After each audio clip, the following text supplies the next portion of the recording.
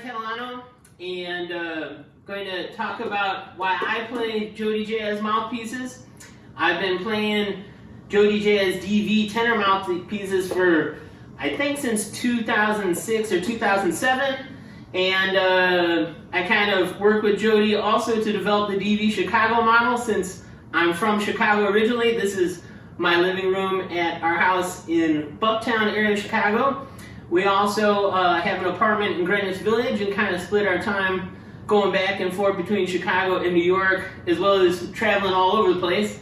Obviously during COVID stuff currently, we're not traveling quite as much as normal, but I'm sure in the near future our international touring stuff will be back up.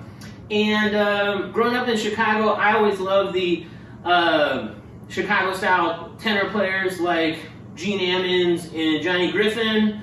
And Eddie Harris used to come sit in with me and Charles Erland at the Green Mill, and my mentor Von Freeman. We did a 2-tenor album together for Delmark Records in the 90s, so that's kind of been my real passion, has been that style, and the DV definitely does that in full effect. I use JodyJazz mouthpiece on all saxophones, including my bass here. And I can say that not only are they all great, and I really love them, but the DV has its own thing going with that cutout chamber and just has so much power. And I started off with just kind of more of a, bluesy kind of thing. I've been lucky to have, performed and recorded with a lot of well-known pop people like John Legend and Beyonce and Seal. I got to play with him on the Oprah Winfrey Show a long time ago, and it was very last minute, and immediately having a mouthpiece that you can just cut through a bunch of electric instruments is great.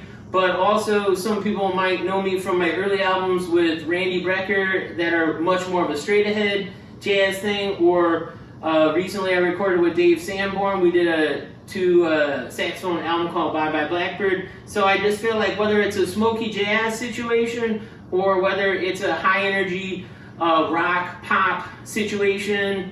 I did Riot Fest last year with the Violent Femmes.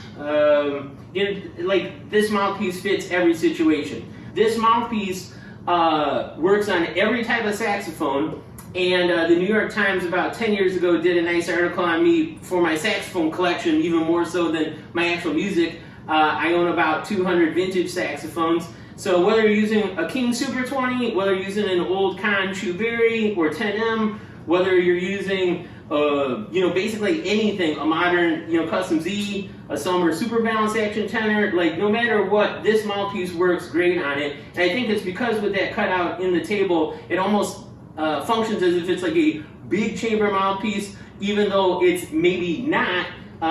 It's just really special. So if you haven't tried one of these, I strongly suggest you check out the DV mouthpieces. I've been using the DV anniversary model on my alto like crazy and just love it so much. So I'm going to stop talking and I'll do a little more playing, and thanks so much everybody.